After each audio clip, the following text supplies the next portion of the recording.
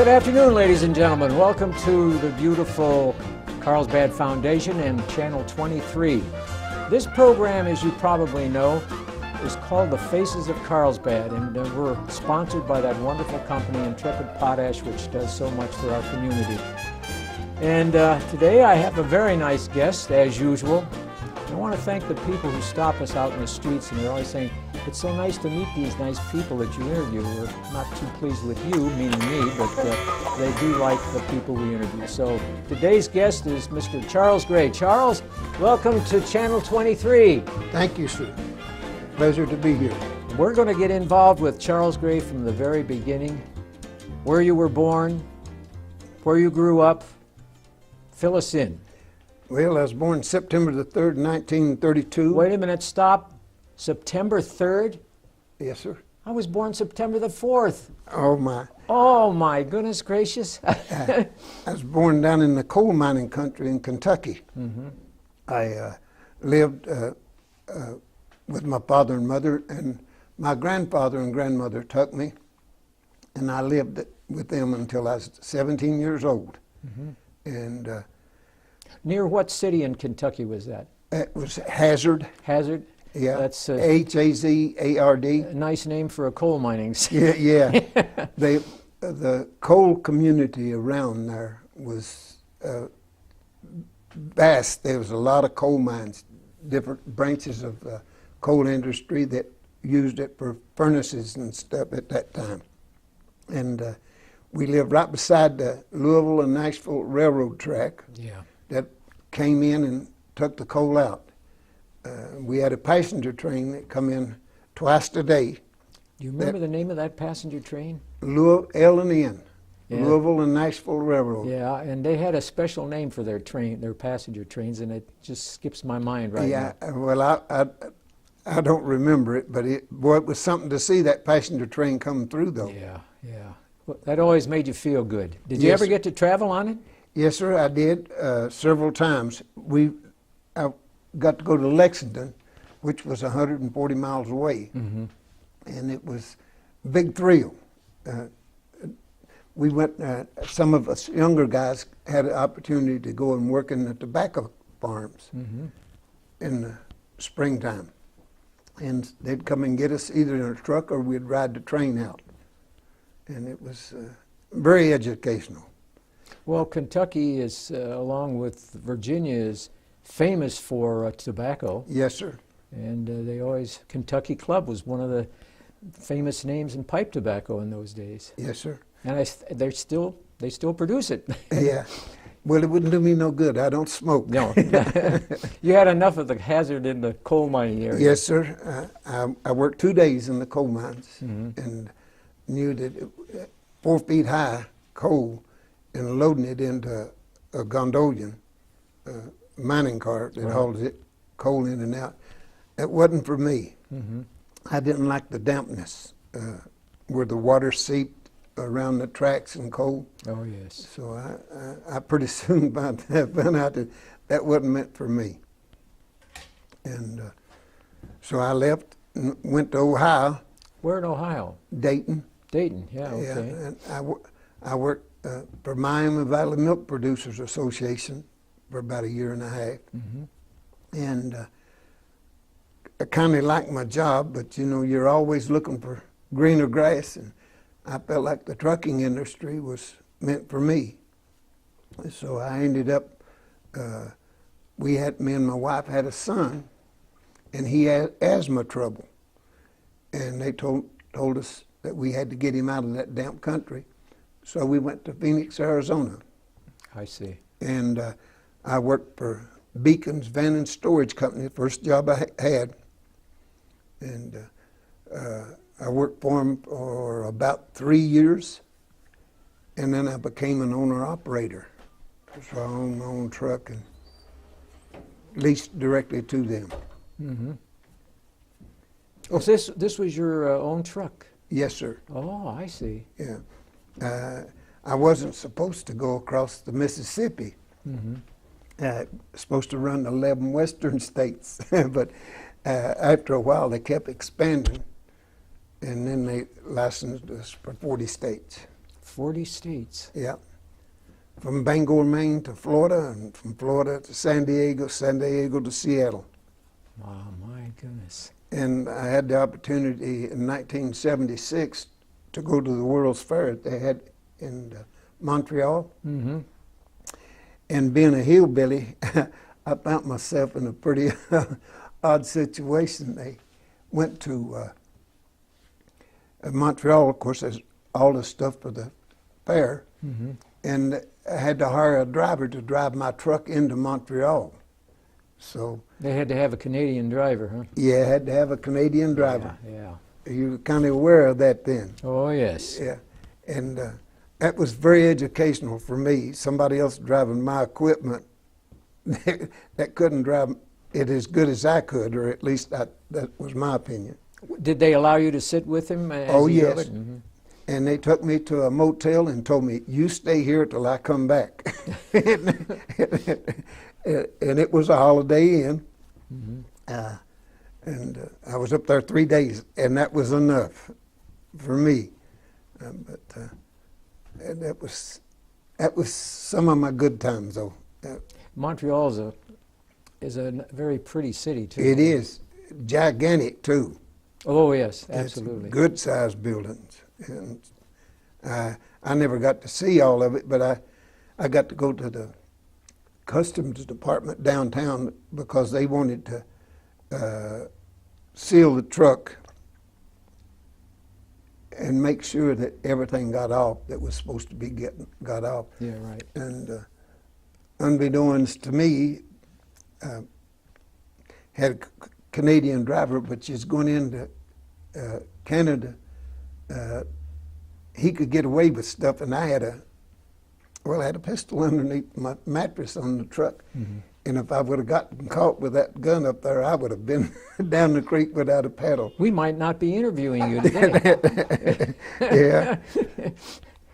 But you learned as you went, or I did, and it was a good opportunity for me. And from there, I worked right on with Beacons until I retired. Mm-hmm. And then I went into the mobile home moving business for a while and met a lady and lived here in Carlsbad. I proposed to her and she said, "I'll accept." I said, "Uh-oh, what did I do here?" Yeah. She said, "You'll have to move to Carlsbad." So here I am. So that's it. A beautiful lady Yep. lured you to this beautiful city. Yes, sir. And I just love the river walk. I live at Riverbend. I'm legally blind. I didn't know that. Yeah, and I'm very fortunate. The state of New Mexico has the Commission of the Blind, and it's sponsored by the people of New Mexico. And I had the opportunity when I started having eye trouble. I went to Dr. Lim. Dr. Lim sent me to El Paso through several trips to El Paso. Mm-hmm. Now I can get around a little bit if I'm not in a strange place. If I'm in a strange place, I got to be very careful. I've Now- just been blessed. Both eyes are Yeah. basically failing, was that it? Yes, sir. I've had injections in the eye. In the beginning, it was darkness, and I got some vision back through procedures that they have. When they inject the eye, is there a lot of pain with that? Sir, it was for me. It laid me up sometimes for 4 or 5 days, stay out of the sun, Mm-hmm. and we have some slip shades that would keep the total darkness on your eyes so you wouldn't be straining your eyes any. And Is that a common thing that happens to a lot of people in this area? yes, sir, of course, diabetes. You have other things that causes it Mm-hmm. from exposure to too much sun and stuff. But most of the people that I know of has macular degeneration. I'm very fortunate, like I said a minute ago, to have the opportunity to be associated with the Commission of the Blind, and they sent me to school in Alamogordo. And I went over there for 6 weeks. I resented it in the beginning, and the longer I was there, I got into learning things like in a shop where they had lathes, and I had to have a home project, and that took me 3 or 4 days before I ever thought about what I would like to work on. And they asked me again, what would you like to do? And I said, I'd like to build a love seat. Oh my. And I thought, boy, it'd be awful nice if I could do that and take it back home for me and the wife. Of course, never did get to finish it because they wanted me to come back for 6 months, and I had just completed 6 weeks, and I never did go back, and I should have, but I didn't. Sometimes that hindsight will get you every time. Yeah, that's true. Yes, sir. Now, as you say, walk the streets of Carlsbad, Yes. you told me that you're a great walker. I love to walk. I love the outdoors. And you can see, as you're going down the main street, you can see the automobiles are parked there? And Yes, but I've got to keep looking down. oh, I see. I can't look out. Like sitting here, and we're probably 4 feet apart. I cannot see your face, but I can see your wristwatch. Oh, well, that's nice. Yeah, you just moved your hand, Yeah. and your face. I wouldn't recognize you unless you were around me a whole bunch. Then I'd recognize your voice. I see. And a lot of people will blow their horns at me and stop me and ask me, do I want to ride? And I prefer the exercise because it keeps me in shape. For me, here in Carlsbad, there's a few things that we do need in Carlsbad. And the main streets in Carlsbad need to have walking signals with the red lights to where the blind people can have an access to get from the west side to the east or vice versa, east to the west. Yeah. Especially on our main drags. Right at the present time, we've only got one crossing, and that's at Green Street. And when you get to Green Street, if you're going south, you're out of town just about it. Yes. You've got a little piece to go. We don't have a crossing for Miramont. That's the main intersection in town. Church Street is another one. And Church Street we did have before the construction went in. That's right. We had one there and one at Blodgett Street. We got one that works up at the North Y, but it doesn't have the signal. It doesn't talk to you. And Yeah, that's a very confusing area in the first place, isn't it? absolutely. Yeah. And you got another place up there. It's at Mesa and Pierce Street, and the cars are going so fast through there. It's crazy, but you're just taking your life in your hand if you're trying to go across. Yeah, right. And we have another intersection up at Pate and Pierce Street. And if we had those main intersections, people with wheelchairs could use them. The Yeah. blind could use them, and the elderly that would come from one side of the street to the other. Definitely, definitely. Yes, sir. So as you're sitting there, you can see that there's a human being across from you, Yes, sir. or a subhuman being, whatever.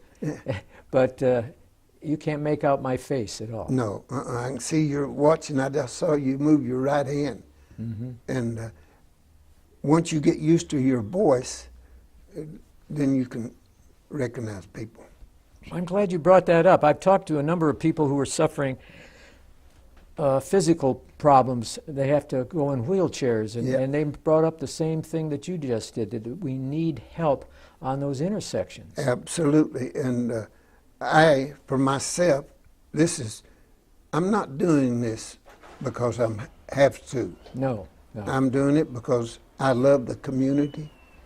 I love Carlsbad, and these few requests that I have to help others, I've done something. Right, absolutely. If I'm helping my community and my town, I've done something rather than just sit and do nothing. Yeah, I can understand that.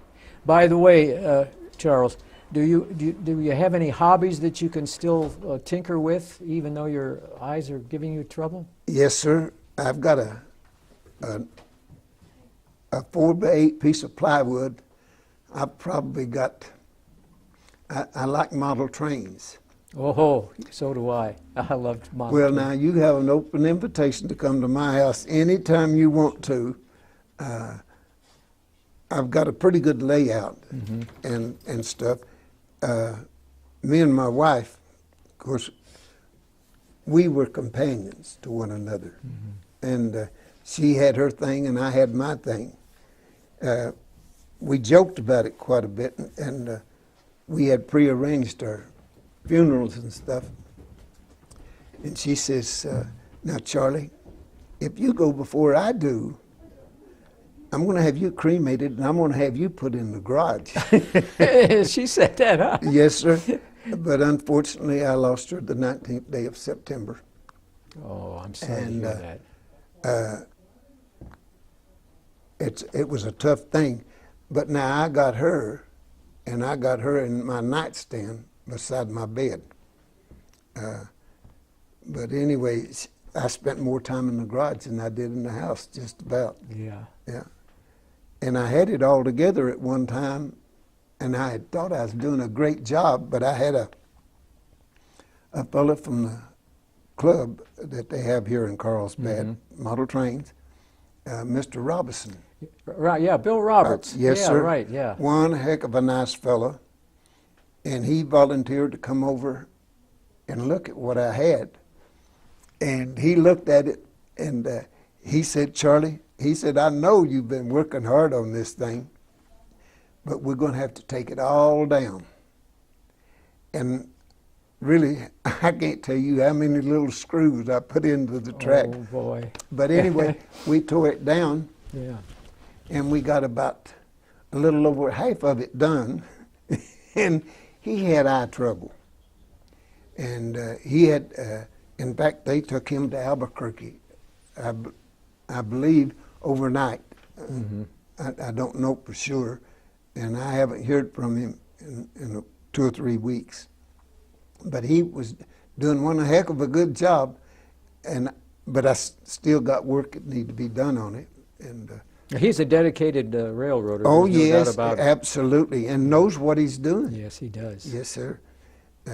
Some of my old track that I had was nickel plated. He didn't want nothing to do with that. He wanted that flex track that you can bend and make curves and stuff. Yeah. So he really, really and truly, what he done an excellent job. He has that club, the railroad club. That, Yes, sir. Here in Carlsbad. They work together, yes.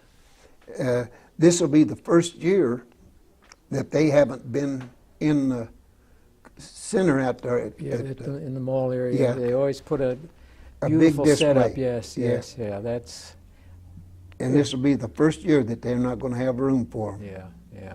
And I think that was a big motive. All the kids in town wanted to go see the train. Oh, absolutely. And some of us older adults did too. But they're not going to have room for them this year. Now, do you have any pets, any animals? No, sir. I, other than my walking and working for my low vision support group, that's about it. I thought maybe as the years rolled along, you might come up with a guide dog that might help you out. I had been offered an opportunity to go to San Francisco And now that my wife's passed, I might consider it next year. But as long as I can get around like I do, and I meet the friendly people Yes. that I've had the opportunity to meet, like Guy Lutman. Just wonderful. Him and his wife are just wonderful people. People like Don Kidd at Western Commerce yes. Bank. Yeah, both. Yeah. Mr. Jenkins at Carlsbad National Bank. All the UPS guys, most of them know me, and they'll toot a little bit at me Right. and holler at me. I can't recognize them because of the loudness of the engine. But this is a community, the way I see it, it has a perfect setup for handicapped people in wheelchairs, walking canes for the blindness. I think it's ideal. There's no place that I know, like where I live up at River Bend, I can go out my back door. In just a few minutes, I'm on that river walk. Now, I was walking the complete loop around, and I had a little knee trouble, and I don't walk it like I used to. I used to walk it 4 or 5 times a week. Oh, wow. Now I'm down to maybe two times. Sometimes I walk from the house and go to the Elks Lodge up on Muscatel for dinner at night, and I'm going to have to cut out my night walking. Yeah, regardless of whether you can see or not, night walking can prove to be very, very dangerous. Yes, sir. And I take where I'm at today, I take where I'm at pretty serious. I got to keep concentrating on it. Well, I knew that I know what you've gone through has not been easy, and you've come through, in my estimation, beautifully. Thank you, sir. And I want to congratulate you. And the next time you're walking and you see somebody walking down the street, it probably will be me, because I do a lot of walking. And you're right when you say a lot of people will stop and say, do you need a ride? And you have to turn them away, because we love to walk. Yes, sir. Yeah. And that's, you get, for me, smelling the fresh air. Right. And the freedom of doing what little bits you can do, it's terrific for me. Yeah. And in fact, I encourage all of my group. In fact, we just had a potluck dinner over at River Bend for the low vision support group, and they had such a great time.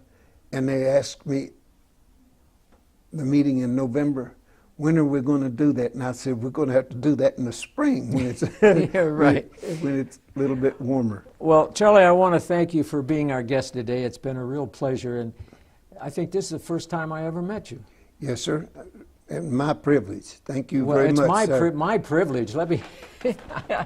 And if you'd like to say, if you ever see Guy Lutman, tell him I said hello, would you? I'll do that thing. But I'm going to stop and talk to his wife again. She's a lovely lady. Yes, sir. You know, she really, really impressed me. And she impresses a lot of people, let me tell you. And when she donated that sign to the Low Vision Support Group, I, for myself, when I told the group, they just said, no, Charlie, that's not so. I said, yes, it was so. And I've still got that sign today, and I think she tried to offer me another sign, but I keep that rolled up, and I keep it in a manner like she taught me to do, and it still works good. She's a good teacher. Yes, sir. Well, anyway, ladies and gentlemen, on behalf of Channel 23 and my guest here, Charlie Gray, it's been a pleasure. And Intrepid Potash, we want to wish you all a very good day. Goodbye and good luck. Well, anyway, Charlie, God, I'm so glad to have met you. Pleasure all mine.